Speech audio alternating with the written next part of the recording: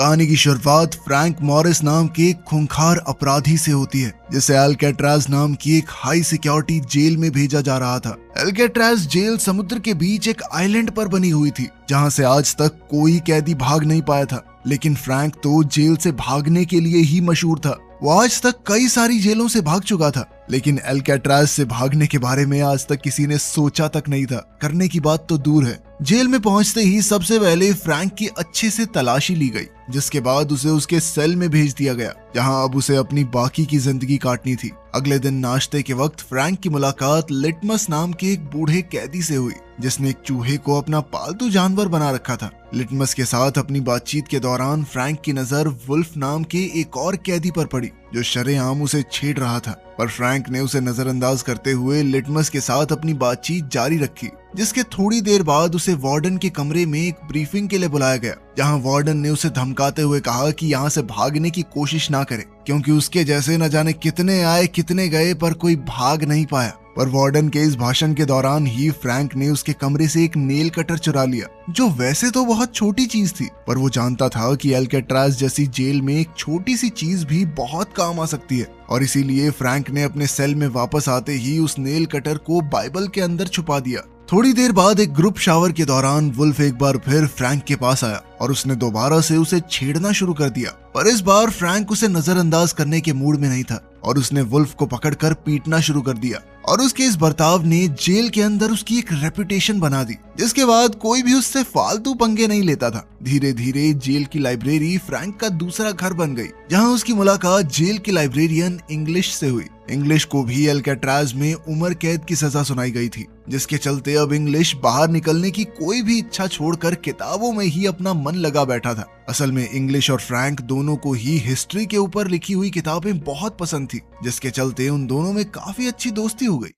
इसी दौरान फ्रैंक की मुलाकात डॉक नाम के एक कैदी से हुई, जो एक कमाल का कलाकार भी था और वो अपना ज्यादातर समय पेंटिंग करने में लगा था। डॉक का मानना था कि अल्काट्राज जैसी खतरनाक जेल में कोई भी आदमी पागल हो सकता है, पर उसकी पेंटिंग करने की आदत ने ही अब तक उसके दिमाग को ठीक रखा था। उसी शाम फ्रैंक को एक गार्ड ने कारपेंटर की नौकरी के बारे में बताया, जिसमें हर घंटे के 15 सेंट्स की तनख्वाह भी मिलने वाली थी। और फ्रैंक के लिए जल्द ही मुसीबतें बढ़ने वाली थी। और एक दिन जब सभी कैदी अपने अपने सेल्स से बाहर थे, उस दौरान वुल्फ एक बार फिर से लौट कर आया, लेकिन इस बार उसके पास एक हथियार भी था, जिससे वो फ्रैंक के ऊपर हमला करना चाहता था। लेकिन ऐन वक्त पर डॉक ने फ्रैंक को चौकन्ना कर दिया, जिसके बाद फ्रैंक ने अपनी जैकेट की मदद से उस हमले को रोक दिया। अब वुल्फ और फ्रैंक के बीच लड़ाई छिड़ गई और जब गार्ड्स ने उन्हें रोकने की कोशिश की तो वुल्फ ने एक गार्ड पर भी हमला कर दिया, जिसके बाद उन दोनों को ही डी ब्लॉक की सॉलिटरी कन्फाइनमेंट में भेज दिया गया। सॉलिटरी कन्फाइनमेंट में कैदी को अकेले रखा जाता था। ये एक पिंजरा था जहां कोई भी कैदी नहीं जाना चाहता था,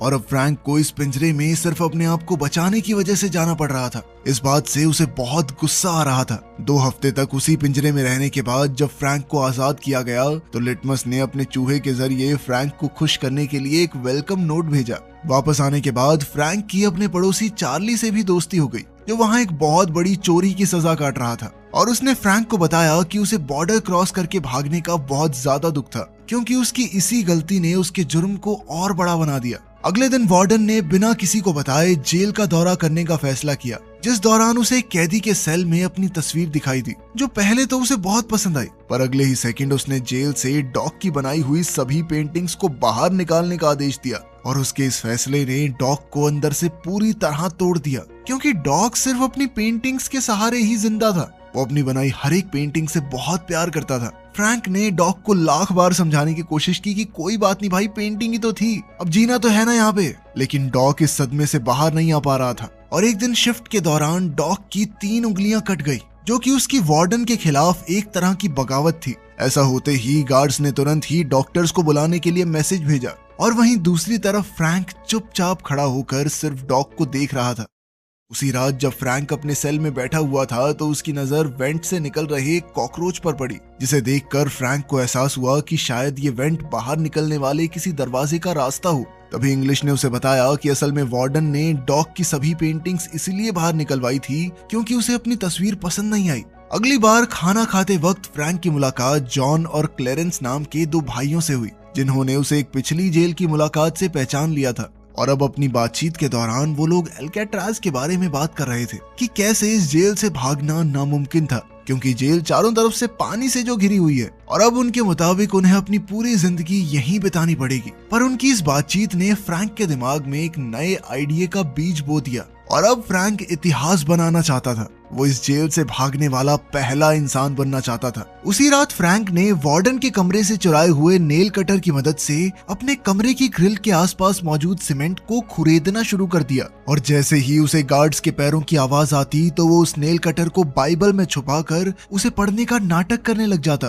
ताकि किसी को भी उस पर शक न हो। समय के साथ उसकी मेहनत रंग भी लाने लगी और धीरे धीरे ग्रिल के आसपास की सीमेंट कमजोर पड़ने लगी। उधर मुलाकात के समय जब इंग्लिश और चार्ली अपने परिवार वालों से मिलने के लिए गए तो इंग्लिश अपनी बेटी से बात करने में काफी हिचकिचा रहा था, क्योंकि उसकी बेटी उसकी गैर मौजूदगी में काफी बड़ी हो चुकी थी और इंग्लिश को अपनी बेटी का बचपन ना देख पाने का बहुत ज्यादा अफसोस था। इधर अपनी बीवी से मुलाकात के वक्त चार्ली को अपनी बूढ़ी माँ की बिगड़ती हुई तबीयत के बारे में पता चला और डॉक्टर के मुताबिक चार्ली की माँ के पास अब सिर्फ कुछ महीने ही बचे हुए थे और इसी चीज ने चार्ली के मन में अल्काट्राज से भागने की इच्छा पैदा की। अगली सुबह नाश्ते के दौरान फ्रैंक ने जॉन और चार्ली के सामने अपना जेल से भागने का प्लान रखा। फ्रैंक के मुताबिक खारे पानी और हवा ने जेल की इमारत को काफी कमजोर कर दिया था, जिसके चलते वो लोग सीमेंट को कुरेद कर वेंटिलेशन ग्रिल्स को निकाल सकते हैं, जिसके बाद वो उन्हीं ग्रिल्स से होते हुए पाइपलाइंस तक पहुंचकर वहां से भाग जाएंगे। पर बात अभी भी वहीं अटकी हुई थी कि जेल से तो निकल जाएंगे, समुद्र पार कैसे करेंगे। इस पर फ्रैंक ने कहा कि क्लेरेंस जेल के कपड़ों के डिपार्टमेंट में काम करता है, तो वो वहां से एक एक करके कभी रेन कोट और थोड़ी बहुत रबड़ सीमेंट चुरा सकता है। इस सब की मदद से मुझे लाइफ बोट और लाइफ जैकेट बनानी आती है, भरोसा करो मेरे ऊपर। फ्रैंक का प्लान सभी को काफी पसंद आया और उन सभी ने एक साथ मिलकर इस प्लान पर काम करने का फैसला किया। उस रात फ्रैंक हर रोज की तरह अपने सेल में सीमेंट को निकालने में लगा हुआ था और इस बार चार्ली भी उसके साथ था, जो अपने सेल से बाहर नजर रखे हुए था ताकि किसी गार्ड को उनके प्लान के बारे में पता न चले। इधर फ्रैंक का काम तो हो रहा था, पर नेल कटर छोटा होने की वजह से उसको चलाने में बहुत ज्यादा समय लग रहा था और मेहनत भी बहुत ज्यादा हो रही थी। नेल कटर ज्यादा तीखा भी नहीं था तो जोर ज्यादा लगाना पड़ रहा था। इसी वजह से फ्रैंक के हाथ पर काफी चोटें भी लग गई थी, जो अब उसे काफी परेशान कर रही थी। इसीलिए अगली सुबह उसने सभी को इस परेशानी के बारे में बताया और अब उनके मुताबिक उन्हें एक बड़े और ज्यादा ताकतवर हथियार की जरूरत थी। पर तभी फ्रैंक की नजर अपनी चम्मच पर पड़ी और उसने तुरंत ही अपनी चम्मच को जूते पर घिसकर गंदा कर दिया, जिसके बाद उसने गार्ड को बुलाकर चम्मच गंदी होने की शिकायत की। बाकी लोगों ने भी उसका साथ देते हुए गार्ड से चम्मच बदलने की रिक्वेस्ट की। गार्ड को भी इसमें कोई गलत चीज नहीं लगी और उसने बड़ी आसानी से उनको चम्मच बदलने के लिए हामी भर दी। पर जैसे ही वो लोग चम्मच बदलने के लिए फ्रंट डेस्क पर गए तो जॉन ने वहां मौजूद गार्ड को अपनी बातों में उलझा लिया, जिसका फायदा उठाकर फ्रैंक ने एक एक्स्ट्रा चम्मच अपनी जेब में डाल ली। पर उसके लिए इतना काफी नहीं था और इसीलिए उसने लिटमस से अपने हिस्से के 20 दिन की मिठाई के बदले में बाकी सामान इकट्ठा किया, जिसके बाद फ्रैंक ने चम्मच पिघलाकर नेल कटर और सिक्के के साथ जोड़कर एक नया औजार बनाया, जो नेल कटर से काफी ज्यादा कारगर साबित हुआ। उसी रात जब फ्रैंक तेजी से सीमेंट को कुरेदने में लगा हुआ था, तभी एक गार्ड वहां आया, जिस पर चार्ली की नजर नहीं पड़ी। पर खुशकिस्मती से ऐन वक्त पर इंग्लिश ने बीच में आकर उस गार्ड का ध्यान भटका दिया, जिससे चार्ली को जेल बार्स पर जोर से मुक्का मारकर फ्रैंक को चौकन्ना करने का मौका मिल गया। इशारा मिलते ही फ्रैंक ने तुरंत ही सारा सामान छुपा दिया। वो लोग इस बार तो बच गए, पर अब फ्रैंक समझ चुका था कि वो चार्ली पर पूरी तरह भरोसा नहीं कर सकता। अगले कुछ दिनों में फ्रैंक समझ गया था कि उन ग्रिल्स के अंदर पेंच भी कसे गए हैं, जिन्हें खोलने के लिए उन्हें एक नया औजार चाहिए था। इस दौरान जब भी फ्रैंक को बाहर जाने का मौका मिलता तो वो ग्रिल से निकली हुई सीमेंट को चुपचाप बाहर गिरा देता। कारपेंटर शॉप पर काम करते हुए फ्रैंक ने चोरी छिपे एक छोटा सा औजार तैयार किया, पर उसे दुकान से बाहर निकालने के लिए फ्रैंक को उसे मेटल डिटेक्टर से बचाकर निकालना था और इसके लिए उसने एक लोहे का सड़ा हुआ टुकड़ा अपने हाथ में रख लिया। और जब मेटल डिटेक्टर का अलार्म बजा तो फ्रैंक ने गार्ड के हाथ में वही सड़ा हुआ टुकड़ा पकड़ा दिया, जबकि उसका असली औजार उसके जूतों में था। अपने सेल में पहुंचते ही उसने उस औजार की मदद से ग्रिल को खोल दिया, जिसके आगे पाइपलाइन का जाल बिछा हुआ था, जो शायद उनकी आजादी का रास्ता भी बन सकता था। पर फ्रैंक जानता था कि उन्हें अभी और ज्यादा तगड़ी प्लानिंग की जरूरत है और इसीलिए उन्होंने नकली सर बनाने का फैसला किया, जिसकी मदद से वो गार्ड्स को चकमा दे सकते थे। अब उन्होंने तुरंत ही सामान इकट्ठा करना शुरू कर दिया, जिसमें जॉन का काम नाई की दुकान से बाल इकट्ठा करना था। वहीं चार्ली पेंट का इंतजाम करने वाला था और फ्रैंक ने इंग्लिश की मदद से कई सारे अखबार इकट्ठा किए। और सारा सामान मिलते ही फ्रैंक तुरंत ही अपने काम पर लग गया। उसने सबसे पहले अखबार को दीवार से निकली हुई सीमेंट में मिलाकर इंसानी खोपड़ी का ढांचा तैयार किया, जिसके ऊपर पेंट और बाल लगाकर वो लोग गार्ड्स को चकमा देने वाले थे। अपने प्लान को और मजबूत बनाने के लिए चार्ली ने उन ग्रिल्स जैसी दिखने वाली नकली जालियां बनाई, जिन्हें वो भागते टाइम ग्रिल्स की जगह लगाने वाले थे, ताकि कोई गार्ड ये नोटिस न कर ले कि यहाँ ग्रिल तो लगी नहीं हुई।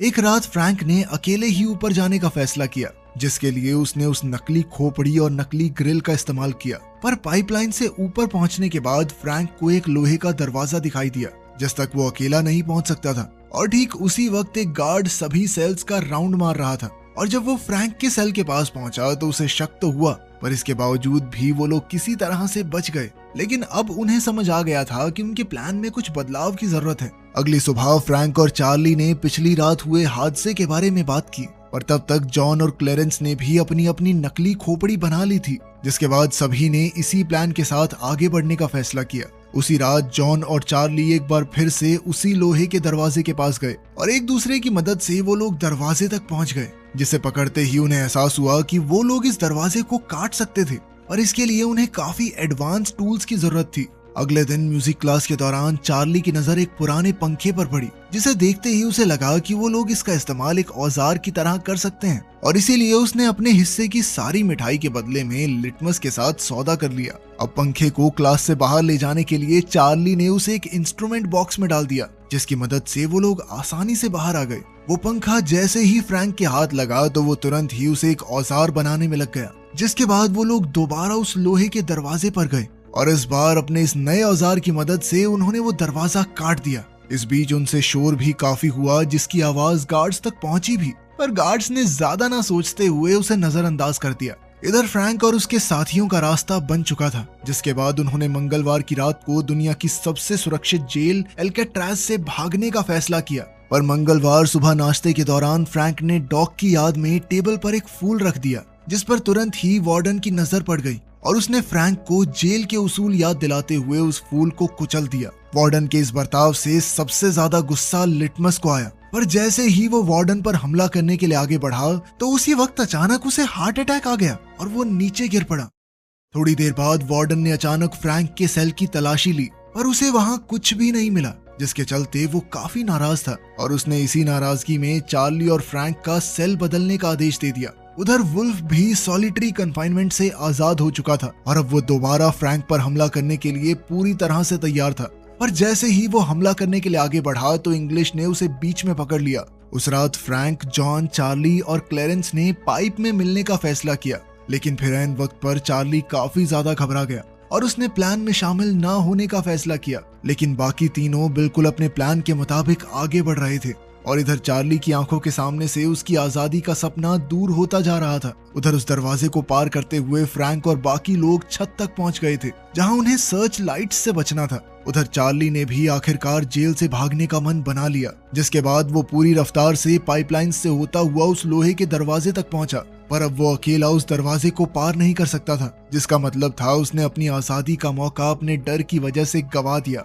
वहीं दूसरी तरफ सर्च लाइट से बचते बचाते फ्रैंक, जॉन और क्लेरेंस जेल की दीवार तक पहुंच गए। उन्होंने देखा कि कहीं आसपास कोई है तो नहीं, और फिर वो चुपचाप दीवार को पार करके जेल से बाहर आ गए। अब वो तीनों कैदी एक रोड को पार करते हुए समुद्र के किनारे तक पहुंच गए थे। वो अच्छे से जानते थे कि किसको क्या करना है, और तीनों शांति और तेजी से अपना काम कर रहे थे। उन्होंने जल्दी जल्दी नाव के अंदर हवा भरनी शुरू कर दी, जिसे मुंह से फुलाना बहुत मुश्किल काम था, लेकिन फिर भी अपनी जान बचाने के लिए उन तीनों ने ये कर दिखाया। और अब वो लोग एल्केट्राज की सरहद से हमेशा हमेशा के लिए दूर जाने के लिए समुद्र में उतर गए।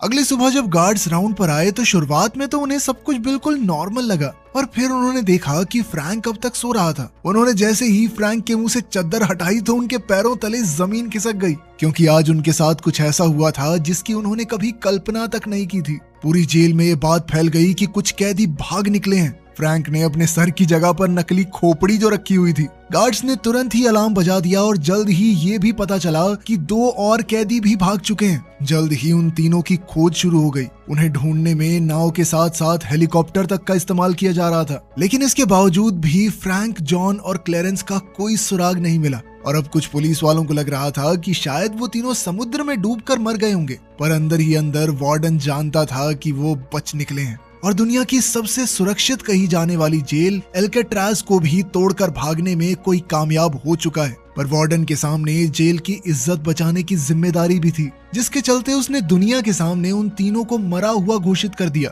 लेकिन सच बात तो ये थी कि वार्डन की इस बात पर किसी को भरोसा नहीं था। ये एक सच्ची कहानी है जिसके बाद फ्रैंक जेल तोड़ने वाले जीनियस के नाम से पूरी दुनिया में मशहूर हो गया। 1 साल तक गुप्त तरीके से सर्च ऑपरेशन भी चलाया गया, लेकिन कभी